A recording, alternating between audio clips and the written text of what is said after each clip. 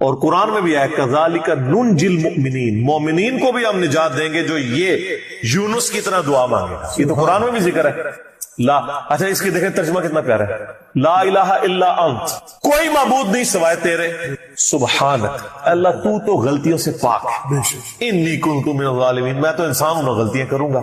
یار اس سے بہتر انداز ہو سکتا ہے کہ یا اللہ تو غلطی اس لیے نہیں کرتا کہ تو پاک ہے، تو پاک تو صرف تو ہے، مخلوق تو اس لیول پہ پاک ہو نہیں سکتی جی. اس لیے ورنہ تو ہم مخلوق کو بھی سبحان پیغمبروں کے ساتھ بھی لگا رہے ہوتے ہیں.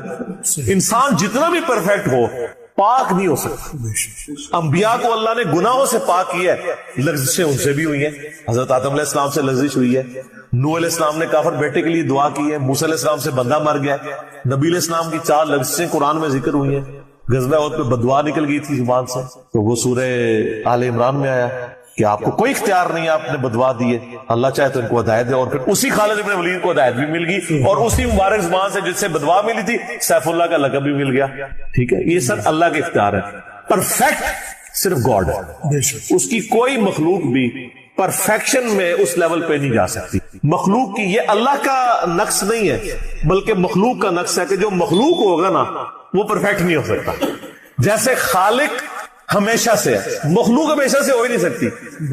وہ کہتے ہیں نا، اکثر لوگ سوال کرتے ہیں کہ اللہ تعالیٰ اپنے ساتھ کا ایک اور خدا پیدا کر سکتا ہے. ہم کہتے ہیں یہ محال ہے، اس لیے کہ جو پیدا ہوگا وہ خدا ہوگا ہی نہیں. جو پیدا ہو گیا تو خدا کون ہے؟ لم یلد ولم یولد. ٹھیک ہو گیا. تو ذکر بھی کریں سر، اللہ کو یاد کریں، جھوم جھوم کے ہر جگہ ذکر کریں. کوئی پروٹوکول نہیں، نہ وضو نہ غسل، ذکر کے لیے کوئی پروٹوکول نہیں ہے. جب مرضی ذکر کریں، اللہ کو یاد کریں. اور اس کے لیے کپڑے پہننا ہونا بھی ضروری نہیں ہے. اکثر لوگ یہ سمجھتے ہیں کپڑے پہننا ضروری ہے، نہ کوئی ضروری نہیں ہے. بعض اوقات بندہ وضو کے لیے اندر چلا جاتا ہے غسل کے لیے، یا غسل کرتے ہوئے تو لوگ بسم اللہ نہیں پڑھتے ہیں، کپڑے پہن کے پھر بسم اللہ پڑھتے ہیں. سر اللہ اور بندے کا کون سا پردہ ہے؟ ٹھیک ہے، آپ کر سکتے ہیں ذکر. اگلا سوال ہے، میں نے اپنی زندگی میں بہت شرک کیا ہے لیکن الحمدللہ اب توبہ کر چکا ہوں، لیکن اس کے باوجود یہی فکر دامن گیر رہتی ہے کہ شرک تو ناقابل معافی گناہ ہے. معلوم نہیں کہ میری توبہ قبول ہوگی بھی یا نہیں، مجھے بتائیں میں کیا کروں. آپ سب سے پہلے تو اس طرح کے خیالات سے توبہ کریں جو آپ کر رہے ہیں. ٹھیک ہے، اس کی وجہ یہ ہے کہ سورہ التوبہ کی آیت نمبر 70 میں اللہ تعالیٰ نے فرمایا کہ جو شخص توبہ کر لے سچے دل کے ساتھ، اور اس سے پہلے بڑے بڑے گناہوں کا ذکر ہوا ہے، ان میں سے ایک شرک بھی. بلکہ اب یہ کریٹیکل سوال ہے تو میں یہ آیت پڑھ کے بھی بتا دیتا ہوں. پارہ نمبر 19 کے اندر جا کے سورہ الفرقان کی آیت نمبر ہے یہ 70. اعوذ باللہ من الشیطان الرجیم، بسم اللہ الرحمن الرحیم. ہاں جی یہ آ گیا، والذین لا يدعون مع اللہ الہا آخر.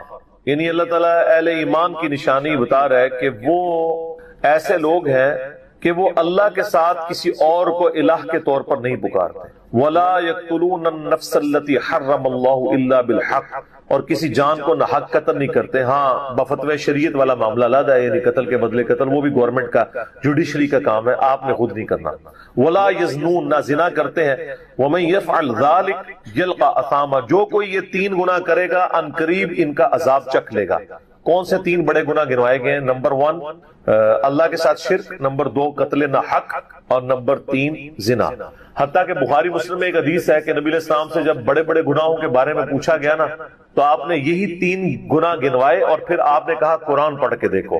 یعنی نبی علیہ السلام بھی اپنی بات کی دلیل میں قرآن پیش کرتے ہیں. ماشاء اللہ تعالی. والذین لا يدعون مع اللہ الہا آخر ولا يقتلون النفس التي حرم اللہ الا بالحق ولا يزنون ومن يفعل ذلك يلقى اثاما يضاعف له العذاب يوم القيامة ويخلد فيه مهانا. جو یہ 3 گناہ کرے گا اس کے لیے عذاب دگنا کر دیا جائے گا قیامت میں، اور وہ ذلیل و خوار کر کے آگ میں یعنی جھونکا جائے گا.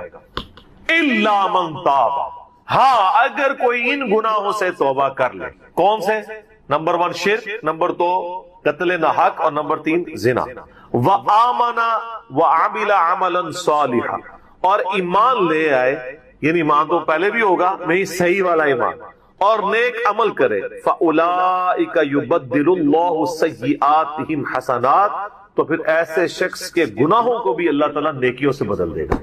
صرف معافی نہیں سر، جتنے بڑے بڑے گناہ تھے اسی لیول کی بڑی بڑی نیکیاں. وَكَانَ اللَّهُ غَفُورًا رَحِيمًا، اور اللہ تعالیٰ تو بخشنے والا مہربان ہے۔ وَمَن تَابَ وَعَمِلَ صَالِحًا، جو کوئی توبہ کرے اور نیک اعمال کرے، فَإِنَّهُ يَتُوبُ إِلَى اللَّهِ مَتَابًا، تو اللہ تعالیٰ کہتا ہے کہ میرے ذمہ ہے اس کی توبہ کو قبول کرنا۔ یعنی اللہ تعالیٰ نے اپنے اوپر خود سے واجب کیا، حالانکہ اللہ تعالیٰ کسی چیز کا پابند نہیں ہے کہ جو میری طرف رجوع لائے گا میں اسے ضرور باندھوں۔ تو اگر کسی شخص کو اس طرح کا وہم آتا ہے نا، اور یہ وہم اس لیے بھی آ رہا ہوتا ہے، بعض اوقات لوگ یعنی اس کا ترجمہ کرتے ہوئے بالکل لفظی ترجمہ کر رہے ہوتے ہیں۔ قرآن حکیم کی آیات چونکہ پورے کانٹیکسٹ کے ساتھ ہوتی ہیں، بیک گراؤنڈ میں آیات نازل ہوئی ہوتی ہیں، لہٰذا میں جب بھی ان آیات کا ترجمہ کرتا ہوں نا، جب اسپیسیفکلی شرک کو ایڈریس کر رہا ہوتا ہوں، میرا لیکچر نمبر ہے مسئلہ نمبر 3، دعا صرف اللہ ہی سے، اور سچ پیپر بھی ہے اس کے اوپر، تو ہم یہ ترجمہ جو ہے نا یہ آیت، ان اللہ لا یغفر ان یشرک بہ، بے شک اللہ اس گناہ کو کبھی معاف نہیں کرے گا کہ کوئی شخص اللہ کے حضور قیامت والے دن اس حال میں پیش ہوا کہ اس نے دنیا میں شرک کیا ہوا، یعنی بغیر توبہ کے وہ مرا۔ وَيَغْفِرُ مَا دُونَ ذَلِكَ لِمَن يَشَاءُ، اور شرک کے علاوہ ہر گناہ معاف کر دے گا، وہ بھی اوپن لائسنس نہیں، جس کے لیے چاہے گا۔ یعنی جو شخص شرک سے توبہ کیے بغیر گیا نا، اس کی تو توبہ ہے ہی نہیں قیامت۔ ہاں دنیا میں کر گیا وہ معاملہ علیحدہ ہے، قیامت میں اللہ سے اس حال میں ملا کہ اس نے دنیا میں شرک کیا ہوا اور توبہ نہیں کی، تو اللہ تعالیٰ اس کا گناہ معاف کرے۔ وَمَن يُشْرِكْ بِاللَّهِ فَقَدْ ضَلَّ ضَلَالًا بَعِيدًا، جو کوئی شرک کرتا ہے وہ گمراہی میں دور جا پڑا، وَلِعَوْذُ بِاللَّهِ تَعَالَى۔ دنیا میں تو میرے بھائی جامعہ ترمذی میں حدیث ہے، نبی علیہ السلام نے فرمایا موت کے غرغرے سے پہلے اللہ تعالیٰ توبہ قبول کرے۔ موت کے غرغرے سے مراد ہے نزع کا عالم طاری ہونے سے پہلے، جب کسی کو موت نظر آ گئی نا اب وہ توبہ نہیں کر سکتا۔ وہ تو قرآن حکیم میں ہے نا، فرعون جب ڈوبنے لگا تھا تو اس نے کیا کہا تھا، میں ہارون اور موسیٰ کے رب پر ایمان لاتا ہوں بنی اسرائیل کے رب پہ، تو اللہ تعالیٰ نے کیا فرمایا تھا، الآن، اب لا ایمان، حالانکہ ایمان تو لے آیا تھا، وہ غرغرہ تو وہ لے ہی رہا تھا نا، ہوتا تو کھا رہا تھا نا۔ تو موت کے غرغرے سے مراد ہے نزع کا عالم طاری ہونے سے پہلے۔ اور اس میں ایک پوائنٹ کئی دفعہ ہائی لائٹ کر چکا ہوں، یہاں پہ بھی کر دوں، اگر آپ کو کسی شخص کے بارے میں یہ پتا چل جائے نا کہ اس کو لا علاج بیماری لگ چکی اور وہ اب کچھ عرصے میں ایکسپائر ہو جائے گا، جیسے کینسر ہے، یعنی ہم نے یہ لرن کر لیا نا کہ کینسر جب 3rd سٹیج کے اوپر پہنچ جاتا ہے تو وہ انسان بچتا نہیں۔ جس شخص کو کینسر ہوا ہے یا سپوز اس کے گردے فیل ہو گئے یا دل بالکل ایج پہ پہنچ چکے، ایسے لوگوں کو یعنی پاکستان انڈیا میں تو لوگ چھپاتے ہیں کہ پہلے ہی نہ کہیں مر جائے وہ سن کے۔ کتنی ران کن بات ہے کہ مسلمان جس کے لیے موت ایسٹ ہونی چاہیے، چلو کافر کو تو سمجھ آتا ہے، اس نے تو دنیا ہی کمائی ہے نا، مسلمان بھی مرنے سے پہلے مر جاتے ہیں موت کا سن کے، ایسا تو نہیں ہونا چاہیے اصولاً۔ اور یہ ٹانٹ اللہ نے قرآن پاک میں یہودیوں کو دی ہے سورہ جمعہ کے اندر، کہ کہتے ہیں نا اللہ کے بڑے چہیتے ہیں، ان کو کہو کہ تم موت کی تمنا کرو اگر تم سچے ہو، اگر تم اللہ کے چہیتے ہو تو پھر موت تو تمہارے لیے خوشخبری ہونی چاہیے، لائبلٹی نہیں ہونی چاہیے، ایسٹ ہونی چاہیے۔ اب یہی تان ہمیں بھی آ رہا ہے، مسلمان کی حالت پر ہی ہو چاہیے، اس کو موت کا پتہ چلے تو جناب وقت سے پہلے ہی مرنے کی کوشش کرے۔ تو لیکن آپ یورپ امریکہ میں اگر کسی کو بیماری ہونا اس کو بتا دیا جاتا ہے کہ سر پلان کر لیں 6 مہینے ہیں، اور 6 مہینے بھی ان کے پلان ہے، وہ 6 سال بھی ہو سکتے ہیں، 6 گھنٹے بھی ہو سکتے ہیں، وہ تو اللہ کی مرضی ہے، وہ ایک ایسٹیمیٹ بتاتے ہیں۔ یہاں پہ لوگ چھپا لیتے ہیں، اس کا نقصان یہ ہے کہ نہ وہ اپنی لائف کو یعنی کوئی وراثت کے پوائنٹ آف ویو سے مینج کر سکتا ہے، اور سب سے بڑھ کے اسے توبہ کی طرف آپ کو لانا چاہیے۔ میں تو کہتا ہوں کسی کو کینسر ہو گیا ہے، ابھی اس میں موت کا غرغرہ نہیں آیا، کو کینسر ہوا ہے نا، پتہ نہیں کب مرنا ہے، ٹھیک ہے نا، نزع کا عالم بھی نہیں ہے، اس کو سب سے پہلے بتائیں کہ بھائی تمہیں لا علاج بیماری ہے، تمہاری ڈیتھ کسی بھی وقت ہو سکتی ہے، اللہ کی طرف رجوع لاؤ۔ سر اس نے پوری زندگی بھی عیاشی کی تھی نا، وہ اپنی آخرت مینج کر سکتا، وہ تو خیر کر سکتا ہے، ہمیں بھی اپنی آخرت مینج کرنی چاہیے، روزانہ مرنے سے پہلے توبہ کرنی چاہیے۔ روزانہ ہم مرتے ہیں نا، صحیح بخاری میں حدیث ہے نا، نبی علیہ السلام رات کو سوتے ہوئے کیا دعا مانگتے تھے، اللہم باسمک اموت و احیا، میں تیرے نام پر مرتا اور جیتا ہوں، یعنی سوتا اور جاگتا ہوں، کیونکہ صحیح بخاری میں حدیث ہے موت جو ہے وہ نیند کی بہن ہے، اور جب آپ صبح اٹھتے ہیں تو وہ بھی صحیح بخاری میں دعا ہے، الحمدللہ الذی احیانا بعد ما اماتنا والیہ النشور، تمام تعریفیں اس اللہ کے لیے ہیں جس نے مجھے مرنے کے بعد زندہ کیا، یعنی موت کے بعد زندہ، اور میں نے پلٹ کے اس کی طرف جانا ہے۔ تو رات کو سونے سے پہلے توبہ کریں، اور سب سے بیسٹ توبہ تو وہ بخاری مسلم میں حدیث ہے، جس نے رات میں سورۃ البقرہ کی آخری 2 آیات پڑھ لی اسے ہر چیز سے کفایت کر جائیں گی۔ آمن الرسول بما انزل الیہ من ربہ والمؤمنون कुल्लुन आमना बिल्लाहि व मलाइकतिहि व कुतुबिहि व रुसुलिहि ला नुफर्रिकु बैना अहदिन मिन रुसुलिहि व क़ालू समिअना व अतअना गुफ़रानक रब्बना व इलैकल मसीर ला युकल्लिफुल्लाहु नफ्सन इल्ला वुसअहा। ऑनवर्ड। इसमें तजदीद ईमान भी है, अल्लाह पर ईमान, किताबों पर, फरिश्तों पर। उसके बाद दुआएं हैं, रब्बना ला तुआखिज़ना इन नसीना व अख़्ताना, इसके अंदर तौबा शामिल है। सबसे बेस्ट तजदीद ईमान जो है सूरह बकरा की आखिरी दो आयत है, और ये हमारे वजीफे में हमने ब्लू कार्ड के ऊपर भी लिखा है कि नबी अलैहिस्सलाम ने फरमाया, और ये हदीस बुखारी मुस्लिम दोनों में, जो शख्स रात को सोने से पहले सूरतुल बकरा की आखिरी दो आयत पढ़ ले, इसमें जो कुछ अल्लाह से मांगा है वो उसको दे दिया जाएगा। ये भी अल्फाज है, तो इसमें क्या कुछ मांगा हुआ है? तो तजदीद ईमान।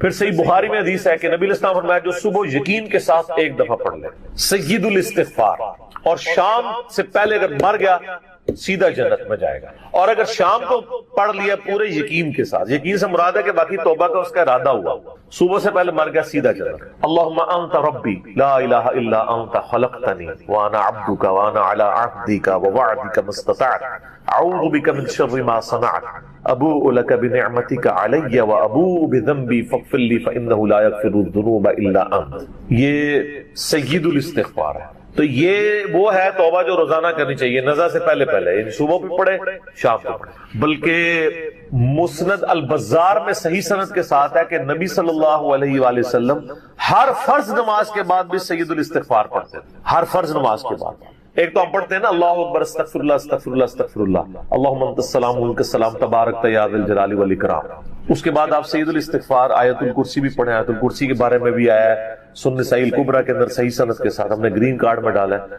कि जो शख्स आयतुल कुर्सी फर्ज नमाज के फौरन बाद पढ़ेगा मरते ही जन्नत में जाएगा। लेकिन नमाज पढ़ेगा, खाली आयतुल कुर्सी नहीं, नमाज के फौरन, तो नमाज भी उसको पढ़नी चाहिए। तो इस तरह यानी तजदीद ईमान वाला ये मामला भी करना चाहिए, और ये वहमी नहीं बनना चाहिए कि अल्लाह ताला माफ नहीं करेगा। सही बुखारी और मुस्लिम दोनों में हदीस है कि मैं अपने बंदे के गुमान के करीब हूँ।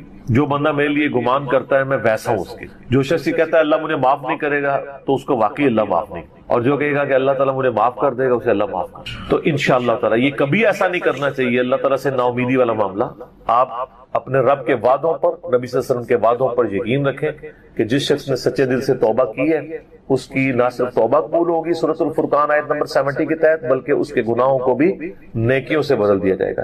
तो अल्लाह ताला रुजू लाने वालों को पसंद फरमाता है, बार बार रुजू लाते रहना चाहिए। अल्लाह ताला से अपने आप को आजाद नहीं करना चाहिए। नेकी की हो या ना की हो, गुनाह किया हो या नहीं किया, ये लादा से बात है। नबी इस्लाम से बढ़कर कौन नेक हो सकता है? सही बुखारी में हदीस है कि मैं भी रोजाना 70 से ज्यादा दफा अपने रब की तरफ इस्तिग़फ़ार लेके आता हूँ, अस्तग़फिरुल्लाह व अतूबु इलैहि। नबी इस्लाम, और ये 70 का अदद आपने कसरत के लिए बोला है। अरबी में 70 का मतलब 70 डिजिट नहीं होता। 70 का मतलब 1000 दफा भी हो सकता है, 10,000 दफा भी हो सकता है, 100 दफा भी हो सकता है, कसरत के लिए बोला जाता है। तो इस्तिग़फ़ार तो बंदे की जरूरत है, ये अल्लाह से एक नेकी है, और हर चीज के साथ इस्तिग़फ़ार अटैच है। आप देखें कि महफिल से उठने की जो दुआ है उसमें इस्तिग़फ़ार है, सुब्हानक अल्लाहुम्मा व बिहम्दिका अशहदु अल्ला इलाहा इल्ला अंता अस्तग़फिरुका व अतूबु इलैक। सुन्नत सही में हदीस है।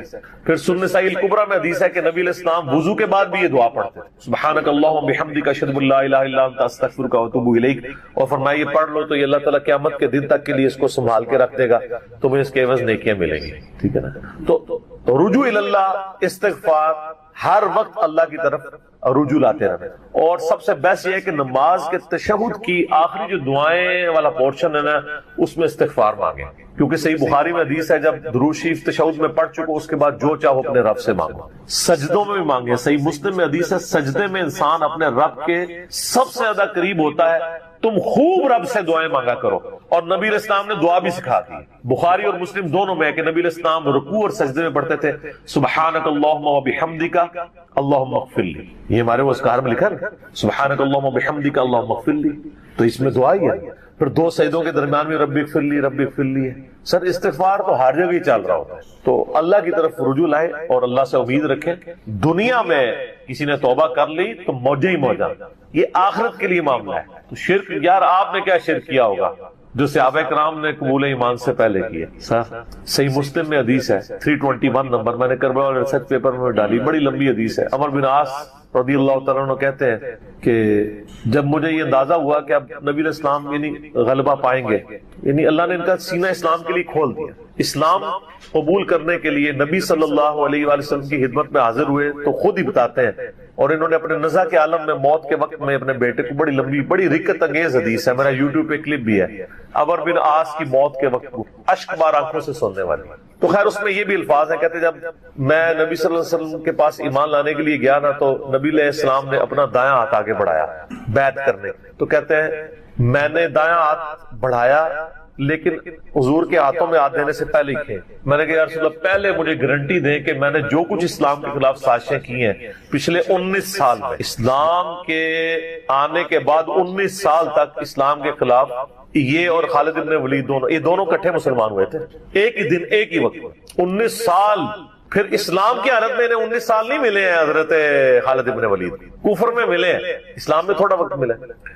تو حضرت عمر بن عاص کہتے ہیں میں نے ہاتھ کھینچ لیا، میں نے کہا یا رسول اللہ پہلے گارنٹی دے میرے سارے گناہ معاف ہوں، تو آپ صلی اللہ علیہ وسلم نے فرمایا کہ اے عمر کیا تجھے نہیں پتا کہ اسلام پچھلے کے سارے گناہوں کو معاف کر دیتا ہے، اور اللہ کی راہ میں ہجرت پچھلے کے سارے گناہوں کو معاف کر دیتی ہے، اور حج مبرور پچھلے کے سارے گناہوں کو معاف کر، تو یہ اسلام لے کر آنا کتنی بڑی دولت ہے۔ تو یہ تجدید ایمان کرنا، کلمہ پڑھ کے یہ اپنا تجدید ایمان والا معاملہ بھی کرتے رہنا چاہیے، یہ بھی ایک توبہ کا ذریعہ۔ اللہ سے امید رکھیں، اللہ کو اصل میں باغی پسند نہیں ہے، جو گناہ کر کے توبہ کر لیتے ہیں نا وہ اللہ کو بڑے پسند ہیں، اتنے پسند ہیں کہ ایک بڑی عجیب و غریب روایت ہے صحیح بخاری اور مسلم میں، صحیح مسلم میں زیادہ ڈیٹیل ہے کہ نبی علیہ السلام فرماتے ہیں اگر تم گناہ کرنا چھوڑ دو گے تو اللہ تعالیٰ تمہیں ختم کر دے گا، اور ایسی مخلوق لے کے آئے گا کہ جو گناہ کرتی ہو اور اللہ ان کو معاف کر کے خوشی محسوس کرے گا۔ اچھا اس کو بعض لوگوں نے دوسری طرف لے لیا، ان کا جی اللہ تعالیٰ گناہوں سے بڑا خوش ہوتا ہے، نہیں نا، اصل میں یہ بتانا چاہ رہے تھے نبی صلی اللہ علیہ وآلہ وسلم کہ انسان کے اندر بلٹ ان فالٹ رکھا گیا ہے کہ وہ غلطی کرے گا، اصل مسئلہ یہ ہے کہ وہ آدمی بنے۔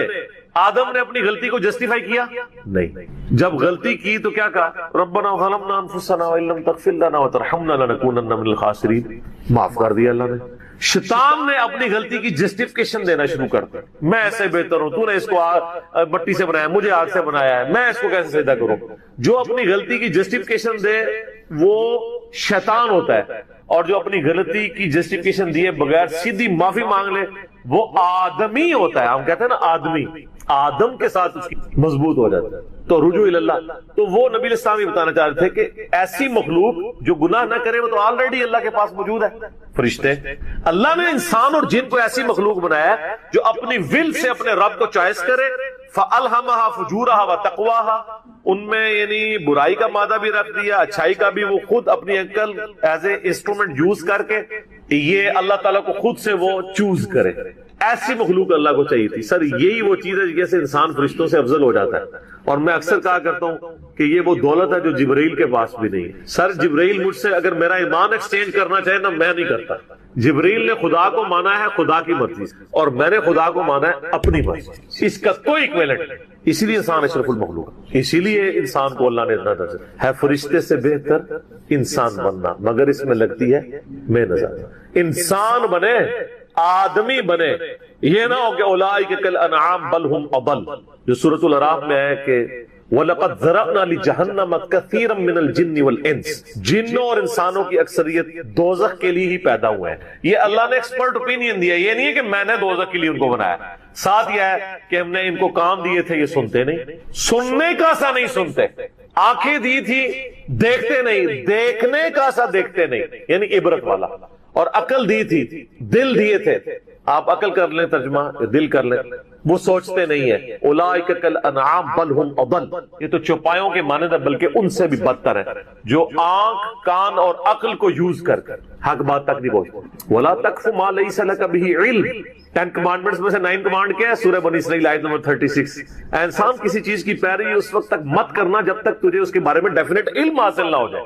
ان السمع والبصر والفؤاد كل اولئک کان عنہ مسؤولا، بے شک کان، آنکھیں اور عقل ان کے بارے میں پوچھا جائے گا، تم نے ان کو یوز کر کے حق بات تک پہنچنے کی کوشش کیوں نہیں کی ہے؟ اچھا ہم کوشش ماشاءاللہ کر رہے ہیں لیکن دنیا میں حق بات تک پہنچنے۔ میں آپ سے ایک چھوٹا سا سوال کرتا ہوں، آپ موٹر بائک پہ جا رہے ہو، دن کے وقت آپ نے ہیڈ لائٹ کھولی ہوئی ہو، سامنے سے آپ کو کوئی یوں اشارہ کرے تو آپ اسے گالی سمجھیں گے, فوراً ہیڈ لائٹ آف کریں گے. لیکن معذرت کے ساتھ آپ کوئی دینی غلطی کر رہے ہیں اور آپ کو کوئی ہائی لائٹ کرے تو آپ اس دینی غلطی کے ہائی لائٹ ہونے کو اسی اشاری کی طرح سمجھیں گے یا آگے سے اس کو پڑھ دیں گے؟ زیادہ تو یہی ہوتا پڑھ دیتے ہیں. اسی لیے اکثر لوگ بتانا ہی چھوڑ گئے ہیں. وہ کہتے ہیں یار کیا دسی ہو, کتنے بوڑھے ہو چکے ہیں, وضو کرنے کا طریقہ ہی نہیں, یہاں تک صرف بازو اوپر کیا ہوتا ہے, ان کو پتہ نہیں کون یوں سمیت دھونا ہے. سال لوگ دیکھ رہے ہوتے ہیں, کہتے ہیں یار چھوڑ. حالانکہ وہی بندہ اس وقت گڑھے میں گرنے لگے نا تو کتنے لوگ اس کو پکڑانے کے لیے آ جائیں گے, کیونکہ وہ فزیکلی نظر آ رہا ہوگا نا. آخرت کا گڑھا نظر نہیں آ رہا نا, انسان کہتا ہے خیر ہے.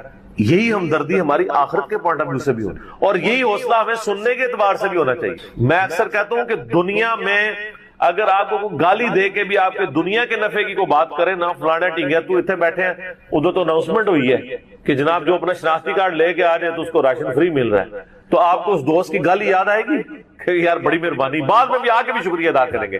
لیکن وہی دوست آپ کو پیار محبت سے بات سمجھائے کہ یار یہ تم غلط کر رہے ہو, آپ اس کو کتے کی طرح پڑ جاتے ہیں, اور کوئی نہیں تو کہتے ہیں اس کو تمیز ہی نہیں بات کرنے کی. دنیاوی طور پہ وہ گالی نکال کے بھی دنیاوی فائدے کی بات کرے تو آپ تمیز کو نہیں دیکھتے, اور آپ کے آخرت کے فائدے کی بات وہ لجاجت سے بھی کرے تو آپ کہتے ہیں تمیز سے نہیں بات کر رہا. اصل میں آپ نے خود کبوتر کی طرح آنکھیں بند کی ہوئی ہیں, بلی کو غائب کرنا چاہتے ہیں لیکن بلی غائب نہیں ہوگی, تھوڑی دیر بعد آپ کی گردن بروڑ لے, بولے اعوذ باللہ تعالیٰ.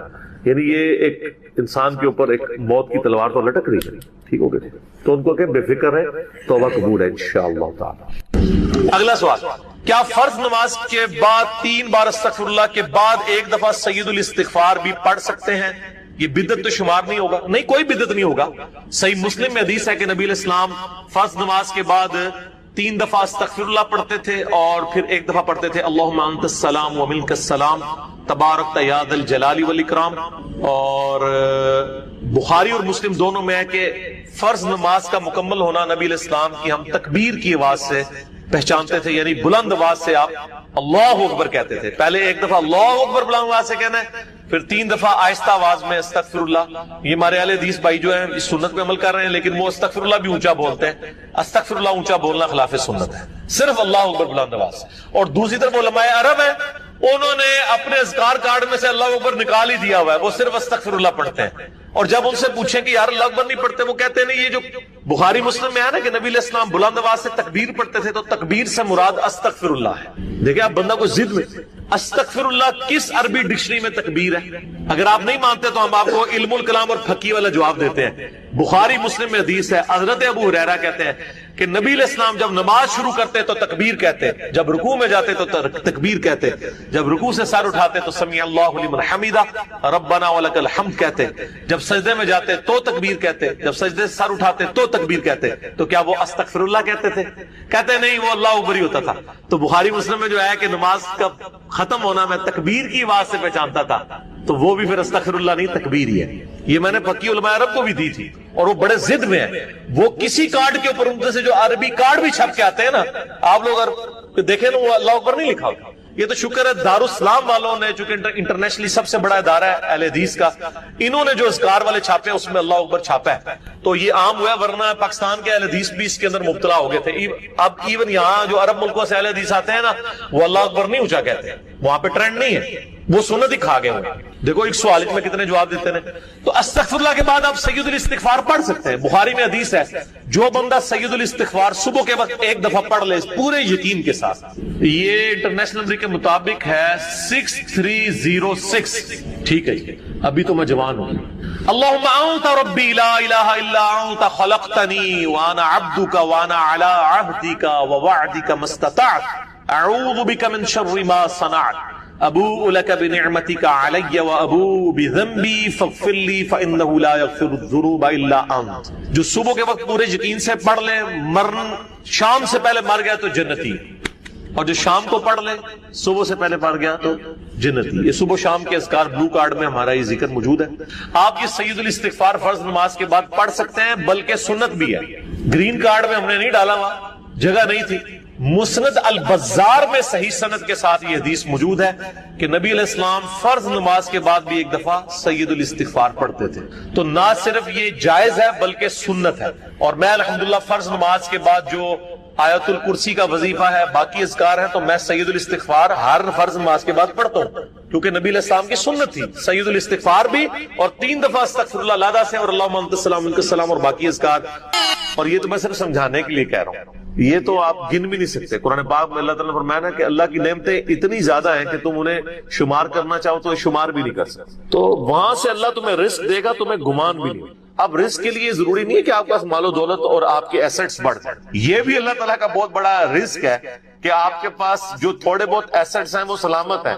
کسی ایک میڈیکل کیس کسی گھر کے اندر 1 کروڑ پڑتی بندے کو بھی لا کے 0 پہ کھڑا کر سکتے۔ آپ کی زندگی میں کئی ایسے کیسز ہوئے ہوں گے جدادیں تک بک جاتی ہیں۔ وہ مجھے واصف علی واصف صاحب کی بات یاد آ گئی، وہ کہتے ہیں میں وہ مسجد میں بیٹھا ہوا تھا تو ایک بندے کو میں نے دیکھا کہ وہ دعا مانگ رہا ہے کہ یا اللہ 25 سال پہلے جو میں نے دعا تجھ سے کی تھی وہ واپس لے لے، بس یہ دعا کر رہا ہے۔ کہتے ہیں وہ فارغ ہوا تو میں نے اس سے پوچھا کیا ہوا؟ اس نے کہا جی 25 سال پہلے میں نے اللہ سے رو رو کے ایک بیٹا مانگا تھا، میری بیٹی ہی تھی صرف، اور وہ بیٹا میرے گاٹے فٹ ہو گیا، یعنی وہ نشے میں مبتلا ہو گیا، سارا گھر کا مال اس نے بیچ دیا، مجھے کنگال کر دیا، تو میں اللہ سے کہہ رہا ہوں یا اللہ یہ اولاد واپس ہی لے لے۔ تو یہ بھی تو ہو سکتا ہے۔ سورہ توبہ میں آتا ہے، اللہ تعالیٰ آتا ہے اپنے جو فاسق و فاجر لوگوں کے بارے میں کہ اللہ تعالیٰ چاہتا ہے کہ ان کی اولاد کو ہی ان کے لیے عذاب بنا، اولاد بھی عذاب بن سکتی، اسی لیے میں دعا کیا سکھائی گئی ہے، ربنا ھب لنا من ازواجنا وذریاتنا قرۃ اعین واجعلنا للمتقین اماما۔ اے اللہ ہماری بیویوں اور ہماری اولاد میں آنکھوں کی ٹھنڈک بنا اور ہمیں پرہیزگاروں کا امام بنا، ہماری آنے والی نسلیں پرہیزگار ہوں، ورنہ یہ تو مصیبت بھی گلے پڑ سکتی۔ تو ایک میڈیکل کیس آپ کو کہاں سے کہاں لے کے جا سکتا، ایک بچے کا نافرمان ہونا آپ کو کہاں سے کہاں لے کے جا سکتا، اور اس سے بڑی ناکامی تو آخرت کی ناکامی ہے۔ ایسا بچہ بھی ہو سکتا ہے کہ جو آپ کی دنیا تو برباد نہ کرے لیکن آخرت برباد کر دے، اس کی وجہ سے آپ گناہوں میں مبتلا ہو جائے۔ تو یہ بھی رزق کی ایک فارم ہے۔ رزق صرف یہ نہیں کہ آپ کے لیے مال پانی کھل جائے، بلکہ مال سبسسٹنس لیول پہ بھی موجود ہے، لیکن آپ کو کوئی ایسی تکلیف نہیں آ رہی کہ جس کی وجہ سے آپ کا مال نہیں نکل رہا۔ ورنہ ایک بندہ 10 لاکھ روپے مہینے کا کماتا ہے اور 9 لاکھ روپے اس کا نکل جاتا ہے، کیا فرق پڑا اس کو؟ اس نے کون سا ایسٹ بنا لیا، اور جو اذیت گزار رہا ہے وہ اللہ اس کو تو کوئی سوچ بھی نہیں سکتا، ذہنی ٹینشن ہے۔ صحیح بخاری مسلم میں حدیث ہے، نبی علیہ السلام فرمایا ہمیشہ اپنے سے نچلے لوگوں کو دیکھو تو تمہیں یوں اللہ تعالیٰ کی نعمتوں پر صبر نصیب ہوگا اور قناعت نصیب، اوپر نہ دیکھو۔ اور پھر بخاری مسلم میں یہ حدیث ہے کہ ابن آدم کے پاس اگر سونے کی 2 وادیاں ہوں تو وہ خواہش کرے گا تیسری وادی بھی مجھے مل جائے، اس کا پیٹ صرف قبر کی مٹی بھی۔ بخاری مسلم دونوں میں حدیث ہے کہ انسان کہتا ہے میرا مال میرا مال میرا مال، نبی علیہ السلام فرمایا تیرا مال تو وہ ہے جو تو نے کھا پی لیا یا پہن کر بوسیدہ کر دیا یا اللہ کی راہ میں خرچ کر کے آخرت کے لیے محفوظ کر لیا۔ عربی میں مدینہ ہر شہر کو کہا جاتا ہے، لیکن جب ہم المدینہ کہتے ہیں اس سے مراد مدینہ المنورہ ہوتا ہے، جہاں پہ ہمارے محبوب صلی اللہ علیہ وآلہ وسلم کی قبر مبارک ہے۔ اسی طریقے سے الہ تو جھوٹے بنائے ہوئے لوگوں کے موجود ہیں، قرآن حکیم میں جھوٹے الہوں کا بھی ذکر ہے۔ الالہ یہی ہے اللہ، اللہ کے جو ورڈ کس طرح بنا الالہ، ٹھیک ہے نا، وہ عربی لنگوسٹک کی وجہ سے پھر یہ جوڑ کے اللہ بن جاتا ہے، یعنی دی اونلی الہ جس کو پوجا جائے، اور ظاہر ہے اس کی ایسی کوالٹیز ہیں جو کسی اور کی نہیں ہے، اور وہ کوالٹیز کیا ہیں؟ وہ سورۃ الاخلاص میں آئی ہیں، قل هو اللہ احد۔ اے نبی صلی اللہ علیہ وآلہ وسلم فرما دیجئے کہ وہ اللہ ایک ہے، یکتا ہے، یونیک ہے، ایک نہیں ہے بلکہ یکتا ہے، ایسا یونیک کہ اس کے ہم پلے کا کوئی نہیں ہے۔ اللہ الصمد، وہ بے نیاز ہے، اس کو کسی کی پرواہ نہیں ہے، ہاں سب اسی کے اوپر ڈیپینڈنٹ ہے۔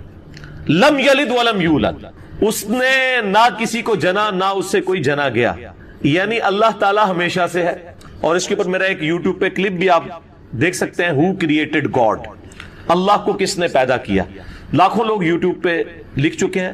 پروفیسر رچرڈ ڈاکنز نے جو کتاب لکھی تھی دا گاڈ ڈیلوژن، اس میں اس نے جو ایک سوال کیا تھا کہ اللہ کو کس نے پیدا کیا، میں نے اس کا میتھمیٹیکل آنسر دیا ہے، اور اس کے بعد پھر اسی میتھمیٹیکل آنسر کو میں نے بتایا کہ یہی چیز تو سورۃ الاخلاص کے اندر بیان ہوئی ہے۔ تو اللہ تعالیٰ سے نہ کوئی پیدا ہوا، نہ اس نے کسی کو جنا، نہ وہ خود کسی سے جنا گیا، جس کو ہم آسان طور پہ کہتے ہیں کہ نہ وہ کسی کا باپ ہے نہ کسی کا بیٹا۔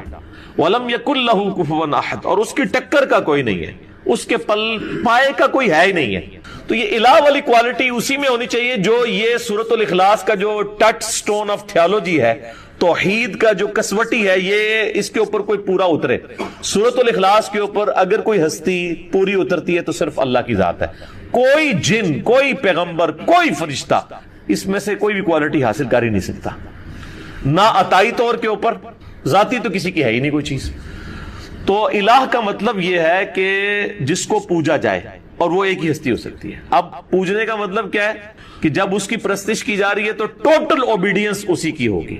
عبادت کا مطلب صرف نماز، روزہ، حج، زکات نہیں ہے، بلکہ ہر معاملے میں ٹوٹل اوبیڈینس کے لائق وہی ہستی ہے. جو وہ حکم دے اس کی بجاوری انسان کے اوپر لازم ہے، اور اس کے مقابلے کے اوپر کسی اور کو نہیں مانا جائے گا.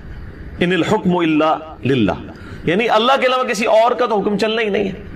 اور پیغمبروں کی بھی ہم جو اطاعت کرتے ہیں وہ سورۃ النساء کے اندر آیا کہ ہم نے پیغمبر اس لیے بھیجے کہ اللہ کے اذن سے ان کی اطاعت کی جائے. یعنی وہ بھی من یطع الرسول فقد اطاع اللہ، جس نے رسول اللہ کی اطاعت کی اس نے گویا اللہ کی اطاعت کی. تو پیغمبروں کی کوئی ذاتی دعوت نہیں ہوتی ہے، نہ ان کی ذاتی کوئی شریعت ہوتی ہے، بلکہ وہ تو اللہ تعالیٰ کے ٹرو ریپریزنٹیٹو بن کے آن دا فیس آف ارتھ آتے ہیں. تو الہ کی یہ کوالٹیز ہیں کہ آپ نے اس کو ٹوٹلی اس کی اوبیڈینس اختیار کرنی ہے اور اس کے مقابلے پہ کسی کو نہیں ماننا. اور آپ نے بڑی اچھی بات کی کہ سارے الہوں کی نفی کرنی ہے، اور قرآن حکیم میں تو ظاہر بار بار یہ ہے کہ آپ نے طاغوت کی نفی کرنی ہے کہ ہر پیغمبر میں ہم نے ہر امت کے اندر کوئی نہ کوئی پیغمبر مبعوث کیا.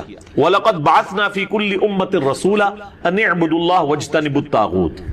ہر امت میں ہم نے کوئی نہ کوئی پیغمبر اٹھایا ایک ہی بنیادی دعوت کے ساتھ کہ عبادت کرو اللہ کی، اور اللہ کے مقابلے پہ طاغوت کی نفی کرو. یہ اکثر لوگ پوچھ رہے ہوتے ہیں طاغوت کیا ہے. طغا عربی میں کہتے ہیں، طغیانی لفظ اردو میں بھی استعمال، جب سمندر اپنی باؤنڈری سے باہر نکلے تو کہتے ہیں طغیانی آ گئی ہے. تو جو بھی اپنی حیثیت سے اوقات سے باہر نکلے نا اس کو کہتے ہیں یہ طوفان، یہ طغیانی اس میں آ گئی ہے. تو انسان کی تو حیثیت یہ ہے کہ وہ خدا کو اوبیڈینٹ بن کے رہے، اس کی مخلوق بن کے. جب وہ خود خدائی کا دعویٰ کرنا شروع کر دے یا وہ اپنی اس طرح کی عزت کروانی شروع کر دے جو کہ اللہ کے شان شان ہے، تو گویا وہ اپنی حدود سے باہر نکل گیا. اسی کو طاغوت کہتے ہیں. شیطان بھی طاغوت ہے، شیطانی سسٹم بھی طاغوت ہے، دجالی سسٹم بھی طاغوت ہے. ہر وہ ہستی جو اللہ کے مقابلے پہ کھڑی ہے وہ طاغوت ہے، اور اس کی نفی کرنے کا حکم ہے. اور قرآن حکیم میں طاغوت کی نفی جو ہے وہ ایمان سے مقدم قرار دی گئی ہے. اسی لیے آپ دیکھیں ہمارے کلمے کا آغاز کس سے ہوتا ہے؟ لا الہ الا اللہ. یعنی پہلے آپ کرتے ہیں نفی کہ نہیں ہے کوئی معبود سوائے اس اللہ کے. اس کے بعد آپ اللہ کے اوپر ایمان لے کے آتے ہیں. پہلے تمام جھوٹے خداؤں کی نفی، لا الہ، کوئی الہ نہیں ہے الا اللہ سوائے اس کے. اور یہ جو میں نے بات کی سورۃ البقرہ میں جو آیت الکرسی ہے، آیت نمبر 255، اس سے اگلی آیت ہے اعوذ باللہ من الشیطان الرجیم.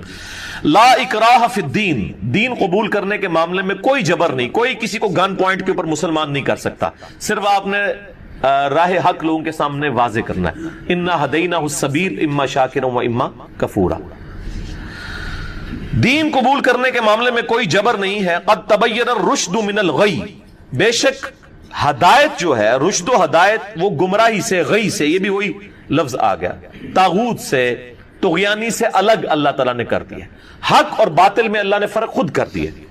فَمَن يَكْفُرْ بِالطَّاغُوتِ، تو جو کوئی کفر کرے گا طاغوت کا، وَيُؤْمِن بِاللَّهِ، اور ایمان لائے گا اللہ پر.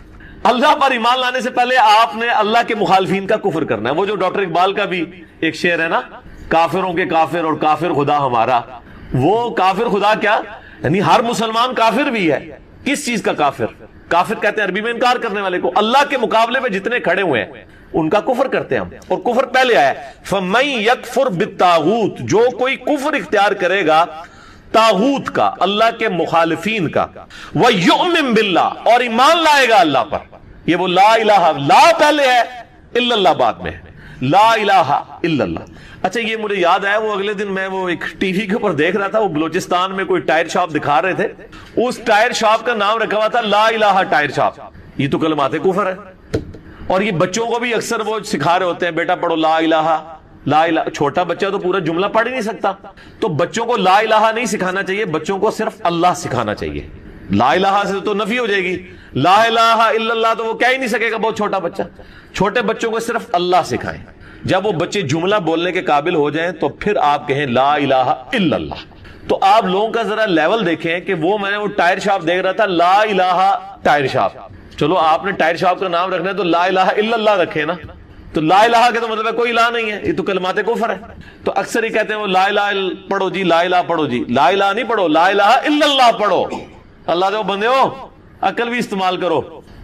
تو جس نے طاغوت کی نفی کی وَيُؤْمِن بِاللَّهِ، اور پھر ایمان وہ اللہ پر لایا، فَقَدِ اسْتَمْسَكَ بِالْعُرْوَةِ الْوُثْقَى لَا انفصام لَهَا، تو اس نے ایک ایسا مضبوط اس نے کنڈا پکڑ لیا کہ جو کبھی ٹوٹنے والا نہیں ہے. یہ وہ لنگر، آپ کو پتا ہے وہ بحری جہازوں کو پرانے زمانے میں بادبان کی کشتیوں کو جب کنارے پہ کھڑا کرتے تھے، ایک مضبوط سی رسی سے، اس کو اینکر کہا جاتا ہے ہماری وہ انجینئرنگ کی لینگویج میں، اس کے ساتھ باندھ دیتے تھے تاکہ وہ جب ویوز چلے تو یہ نہ ہو کشتی پھر آگے چلی جائے. اور اسی طریقے سے جو بڑے بحری جہاز ہیں ان کے ساتھ وہ بڑے بڑے وزن رکھے ہوئے ہوتے ہیں، انہوں نے وہ لٹکا کے تو اینکر کے طور پہ کام کرتے ہیں. تو یہ اینکر پرسن بھی لفظ استعمال ہوتا ہے نا، کیونکہ اس کے گرد ہی سارے وہ بیٹھے ہوتے ہیں نا جھوٹ سچ بولنے والے. تو لم فسام لہا، وہ ایسا اس نے اینکر پکڑا ہے، وہ ایسی زنجیر پکڑ لی ہے جو کبھی ٹوٹے گی نہیں. کس نے؟ جو طاغوت کی نفی کرے اور اللہ پر ایمان لائے. واللہ سمیع علیم، اور اللہ تعالی سننے والا، علم والا ہے. اللہ ولی الذین آمنوا، اللہ ہے ولی اہل ایمان کا. یخرجہم من الظلمات الی النور، وہ اہل ایمان کو اندھیروں سے نکالتا ہے روشنی کی طرف. اچھا، قرآن میں اندھیرے جمع کے سیغے سے آئے ہیں کیونکہ گمراہیاں ہمیشہ زیادہ ہوتی ہیں، اور ہدایت ہمیشہ سنگولر کے سیغے سے آئی ہے کیونکہ ہدایت ایک ہی ہوتی ہے. یہ آپ کہتے ہیں نا چاروں راستے ہی حق پہ ہیں، اللہ نے تو ایک ہی راستہ بتایا ہوا ہے، اہدنا الصراط المستقیم، اے اللہ ہمیں سیدھے راستے پر چلا. صراط الذین انعمت علیہم، راستہ ان لوگوں کا، راستے ان لوگوں کے نہیں ہیں، راستہ ایک ہی ہے. وہ امام کائنات سید الاولین والآخرین شفیع المذنبین رحمت للعالمین سیدنا و مولانا امام اعظم محمد رسول اللہ صلی اللہ علیہ وآلہ وسلم کا مبارک راستہ ہے. راستہ ان لوگوں کا جن پر تیرا انعام ہوا. تو یہ سمجھتے ہیں وہ جو جتنے سلسلے چل رہے ہیں ہمارے بزرگوں کے، ہمارے وہ سارے بڑے بڑوں کے، وہ کہتے ہیں یہ سارے اسی طرف ہی جا رہے ہوتے ہیں، جبکہ قرآن ہمیشہ گمراہی کو کہتا ہے کہ جمع کے سیغے سے، ہدایت ہمیشہ سنگل ورڈ کے سیغے سے. اللہ تعالیٰ پشت پناہ ہے، ولی ہے، دوست ہے اہل ایمان کا، ان کو نکالتا ہے گمراہیوں سے نور کی طرف.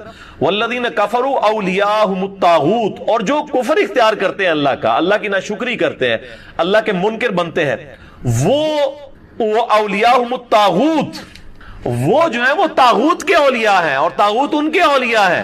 یخرجونہم من النور الی الظلمات، اور وہ طاغوت جو ہیں اللہ کے مخالفین، وہ ان کو نکالتے ہیں ہدایت سے گمراہیوں کی طرف، اندھیروں کی طرف.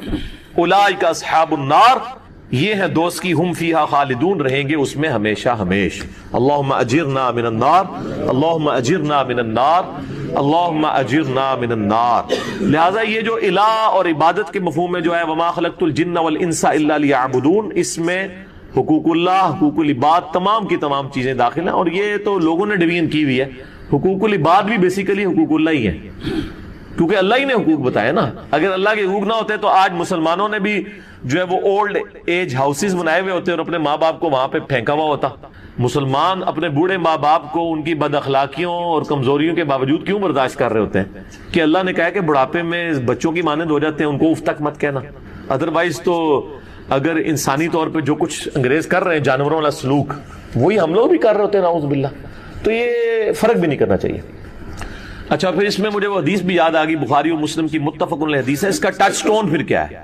ٹھیک ہے کہ آپ صلی اللہ علیہ وآلہ وسلم نے فرمایا اس شخص نے ایمان کی حلاوت چکھ لی جس میں 3 نشانیاں ہوں گی. نمبر 1، اللہ اور اس کا محبوب صلی اللہ علیہ وآلہ وسلم اسے پوری دنیا میں سب سے بڑھ کر محبوب ہو جائے.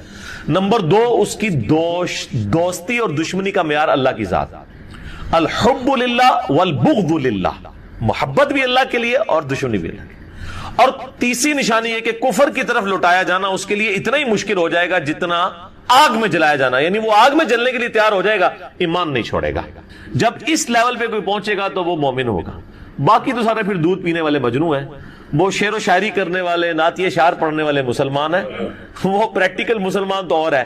یا وہ جو میں اکثر کہتا ہوں کہ وہ پاکستان کے شناختی کارڈ میں مسلمان ہے، اللہ کے حضور شناختی کارڈ جو ہے وہ ڈیفرنٹ ہے. اس میں تو صحیح مسلم میں حدیث ہے 246 نمبر انٹرنیشنل نمبر کے مطابق کتاب الایمان چیپٹر میں کہ بندے کے کفر اور اسلام، شرک اور ایمان کے درمیان فرق کی نماز ہے. لیکن آپ یہاں پہ دیکھ لیں کتنے % لوگ مسلمان نماز پڑھ رہے ہیں انڈیا پاکستان بنگلہ دیش کے اندر. چلے عرب ملکوں میں پھر بھی رواج ہے, انڈونیشیا ملیشیا میں بھی, لیکن یہاں پہ وہ سارے مسلمان ہیں. ٹھیک ہے, قانونی طور پہ ہم بھی ان کو مسلمان ہی کہتے ہیں, ظاہر ہے جب مریں گے جنازہ بھی ان کا پڑھ دیں گے.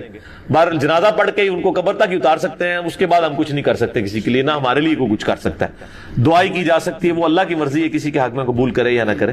یہ بھی اسی سے ریلیٹڈ چیز ہے. نماز پڑھ کے فارغ ہوئے ہیں اور نماز کے بعد یہ دعا کر رہے ہیں کہ اللہ میں تیرا ذکر کروں, تیرا شکر کروں اور ایسا طریقے سے تیری عبادت کرتا رہوں, اس پہ تو میری مدد فرما. یعنی دعا سے اپنے آپ کو کبھی بھی غافل نہیں کرنا. سبحانک اللہم و بحمدک اشہد ان لا الہ الا انت استغفرک و اتوب الیک وما علینا.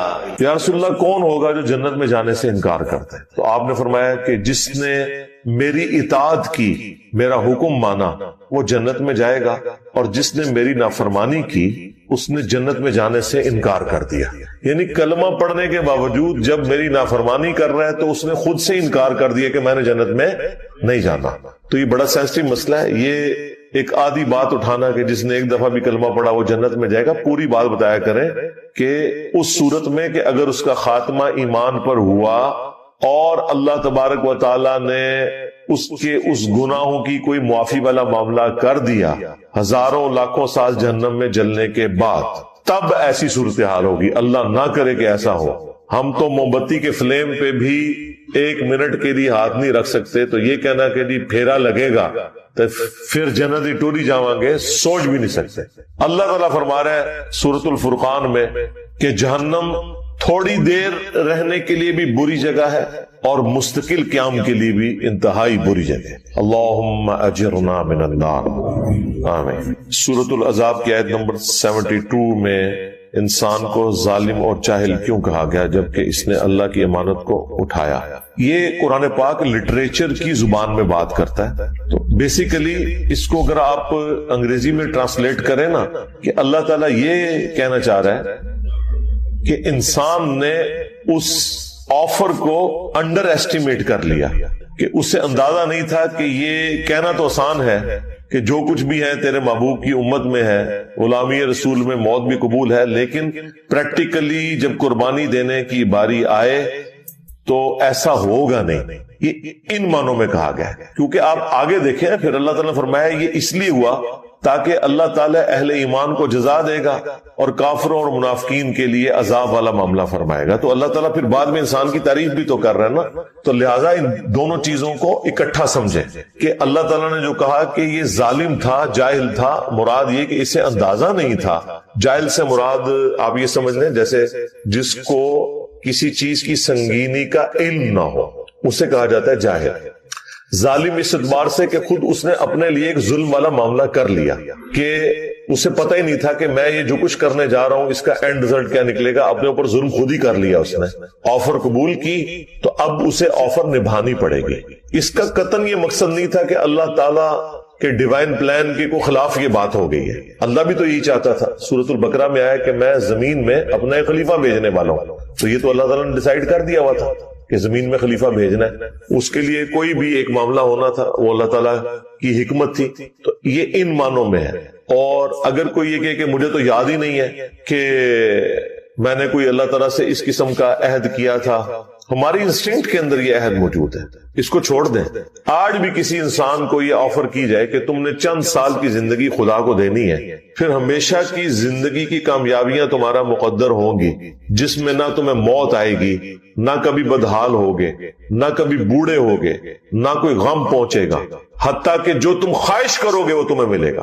دنیا میں تو انسان کوشش کر کے لیتا ہے تو اس کے لیے اپنی زندگی گنوا دیتا ہے, اور آخرت میں صرف خواہش کر کے مل جائے گا. تو ہر بندہ یہ آفر قبول کرنے کے لیے تیار ہے. اگر آپ کو یقین نہیں آتا تو میں آپ کو مثال دے دیتا ہوں. اگر کسی شخص کو یہ آفر دی جائے کہ جو شخص لاہور سے لے کر جہلم تک ریل کار میں 3 گھنٹے کا سفر کھڑے ہو کر کرے گا, جہلم پہنچتے ہی اس کی پوری زندگی کا خرچہ گورنمنٹ آف پاکستان اٹھائے گی, اس کے بچوں کا خرچہ, اس کی فیملی کی ساری ضروریات, اس کا مکان, स्कूलिंग, सब कुछ मरते दम तक गवर्नमेंट के जिम्मे है, तो क्या ख्याल है पूरा लाहौर जेल में नहीं पहुंच जाएगा? वो कहेंगे 3 घंटे बस, फिर पूरी जिंदगी के लिए आसानी। आप जरा दुनिया की 60 साल की जिंदगी को सिर्फ क़यामत के दिन से कंपेयर करें तो 3 मिनट बनता है, 50,000 साल का दिन है। जन्नत की तो मैं बात ही नहीं कर रहा, वो तो मुस्लिम शरीफ में हदीस है कि जन्नत की जिंदगी और दुनिया की जिंदगी को कंपेयर किया जाए तो ऐसे ही है जैसे कोई शख्स उंगली डुबोए समुद्र में, समुद्र का पानी जो उंगली के साथ लगेगा वो दुनिया की जिंदगी है और समुद्र इन्फिनिट आखिरत की जिंदगी है। मुस्लिम शरीफ में हदीस नहीं आती कि दुनिया में जिस शख्स ने मुफलिसी की जिंदगी गुजारी होगी लेकिन हलाल और हराम की तमीज की होगी, अल्लाह का ताबे फरमान रहा, अल्लाह ताला क़यामत के दिन फरिश्तों से कहेगा जरा एक फेरा इसे जन्नत का लगवाओ ना। फरिश्ते उसे लेके जन्नत में जाएंगे, जब वापस आएगा अल्लाह ताला पूछेगा हाँ भाई कोई दुनिया में तकलीफ देखी? वो कहेगा अल्लाह तेरी इज्जत की कसम मैंने दुनिया में कोई तकलीफ नहीं देखी। जन्नत का एक फेरा उसकी पूरी जिंदगी की तकलीफ को खत्म कर देगा कि अगर मुझे ये कुछ मिलने वाला था तो मैंने दुनिया में कोई तकलीफ ही नहीं देखी। फिर अल्लाह ताला एक फासिक और फाजिर शख्स को जिसने दुनिया में बड़ी अयाशी की जिंदगी गुजारी, अल्लाह ताला को रिस्पॉन्स नहीं किया, दुनिया की हर आसाइश अवेलेबल थी, अल्लाह ताला कहेगा जरा इसे दोज़ख का एक फेरा लगवाओ। एक फेरा लगेगा ना, इधर तो कहते हैं खैर एक फेरा ही लगेगा, एक फेरा भाई वो कितना लंबा होगा, इसको तो जस्ट थोड़ी देर के लिए जहन्नम में लेके जब फरिश्ते जाएंगे और वापस आएगा तो अल्लाह ताला पूछेगा हाँ भाई कोई दुनिया में सुख देखा? वो कहेगा तेरी इज्जत की कसम मैंने कोई सुख नहीं दुनिया में देखा। हालांकि दुनिया की सारी जिंदगी उसने सुखी गुजारी होगी। क्यों? उसे वो तकलीफ दे के अपना वो सुख भी भूल जाएगा कि गोया तो कुछ भी नहीं था, ये तो अगर ये कुछ मेरे साथ होना था तो मैंने कोई सुख नहीं काटा। ये इतना सेंसिटिव इशू है, लेकिन जाहिर है अल्लाह ताला ने चीजों को इम्तिहान के साथ जोड़ा हुआ है। फिर ज़हन में रखिएगा, बुखारी और मुस्लिम दोनों में हदीस है कि अल्लाह ताला ने जन्नत को नागवार चीजों से ढांप दिया है और दोज़ख को, जहन्नम को खुशगवार चीजों से ढांपा हुआ है। वो पंजाबी में कहते हैं कड़गा लगाना, खुशगवार चीज होगी आप उसी की तरफ भागेंगे। जन्नत नागवारी के साथ है, उसके इर्द गिर्द नागवार चीज है। गर्मियों में फजर की नमाज जमात से पढ़ना नागवार चीज है, नींद नहीं पूरी होती। गर्मियों में लंबे लंबे रोजे रखना तबीयत में नागवार है। सर्दियों में ठंडे पानी से क्या गर्म पानी से भी वुजू करके नमाज पढ़ना बहरहाल एक एफर्ट तो है, तबीयत में नागवार है। दुनिया में हलाल और हराम की तमीज करना तबीयत पे नागवार है, हराम से बचना तबीयत पे नागवार है। तो अल्लाह ताला ने जन्नत को नागवार चीजों से ढांप रखा है और जहन्नम को खुशगवार चीजों से, यानी हर वो चीज जो तबीयत को बड़ी अच्छी लगती है, आसानी से मिल भी जाती है और नफ्स की तस्कीन का समा भी है, वो आपको जहन्नम में ले जाएगी। तो देख लें, इसी को स्पोर्टिव हदीस है जामिया तिरमिज़ी में, अबू दाऊद के अंदर, सुनन नसाई के अंदर, इब्ने माजा के अंदर, कि जब अल्लाह ताला ने जन्नत को पैदा किया तो हजरत जिब्रील से कहा कि एक दफा जरा जन्नत देख कर आओ। जब वो देख के आए तो अल्लाह ताला फरमाया हाँ भाई जिब्राइल क्या देखा? कहा या अल्लाह मुझे नहीं लगता कोई शख्स भी ऐसा होगा जो अपना तन मन धन सब कुछ ना लगा दे इस जन्नत के हुसूल के लिए। ये तो सारी जन्नत में जाएंगे, ये जगह ही बड़ी अच्छी तूने बनाई है। अल्लाह ताला फरमाया रुको जरा सब्र करो। हाँ, अल्लाह ताला ने जन्नत को नागवार चीजों से ढांप दिया, हलाल और हराम की तमीज, शरीयत की पाबंदी की तकलीफ, सब कुछ। मोमिन को तो रोजाना मरना पड़ता है, सीधी सी बात है, रोजाना जीना पड़ता है। अभी तो नबी इस्लाम ने फरमाया सही मुस्लिम की हदीस के, दुनिया मोमिन के लिए कैद खाना है और काफिर के लिए जन्नत है। जब वो दोबारा गए ना और वो जन्नत तक पहुंचने के लिए वो तमाम तकलीफ देखी, वापस आके उन्होंने कहा तेरी इज्जत की कसम मुझे नहीं लगता कोई बंदा जन्नत में जाने में कामयाब होगा, इतनी मुश्किल तूने जन्नत कर दी है। फिर अल्लाह ताला ने जहन्नम की तरफ भेजा हजरत जिब्रील अलैहिस्सलाम को। वापसी पे पूछा तो उन्होंने कहा तेरी इज्जत की कसम कोई शख्स भूल के भी कोई ऐसा अमल नहीं करेगा कि उसे ये अजाब देखना पड़े, मुझे नहीं लगता कि कोई बंदा ऐसा अमल करे कि जहन्नम में जाए। फिर अल्लाह ताला ने जहन्नम को खुशगवार शहवात से ढांप दिया, हर अट्रैक्टफुल चीज उसके साथ ढांप दिया। जब वो देख के वापस आए ना, फिर अल्लाह ताला ने पूछा कि अब जिब्रील सुना। उन्होंने कहा या अल्लाह मुझे नहीं लगता कोई बंदा जहन्नम में जाने से बच सके, क्योंकि तूने इसको इतना खुशनुमा बना दिया है कि इस इम्तिहान में शायद ही कोई कामयाब होगा, अदरवाइज सबके सब जहन्नम में गिरेंगे। लेकिन ये हैरानकुन बात है, दुनिया में जितने अमाल आपको जहन्नम में ले जाने वाले हैं ना, जितनी ख्वाहिशात जहन्नम में ले जाने वाली हैं, ये सारी ख्वाहिशात जन्नत में इनाम के तौर पर मिलने वाली हैं। कितनी हैरानकुन बात है कि दुनिया में ये चीजें जहन्नम में जाने का सबब है, आखिरत में जन्नत में इनाम में ये चीजें मिलने वाली हैं। मर्द के लिए क्या सोने चांदी के कंगन नहीं कुरान में आया, रेशमी लिबास, यहां तो 4 औरतों की इजाजत, वहां तो कितनी उम्रें, उनकी तफसीलात तारिक जमीर साहब से पूछें। हर वो चीज जो दुनिया में इंसान को डेविएट करके जहन्नम तक पहुंचा सकती है ना, जन्नत में वही कुछ इनाम मिल रहा है। तो इसका मतलब आप समझ रहे क्या है? इसका मतलब यह है कि दुनिया में बेसिकली इन चीजों से रोक के अल्लाह ताला ने आपसे एक रोजा रखवाया है जिसकी इफ्तार जन्नत में होगी। जिस तरह दुनिया में आप हलाल चीजें छोड़ देते हैं ना रोजे की हालत में, क्योंकि रोजे की हालत में वो चीजें खाने से आपका रोजा टूट जाएगा। रोजादार के लिए खाना खाना, पानी पीना हराम है।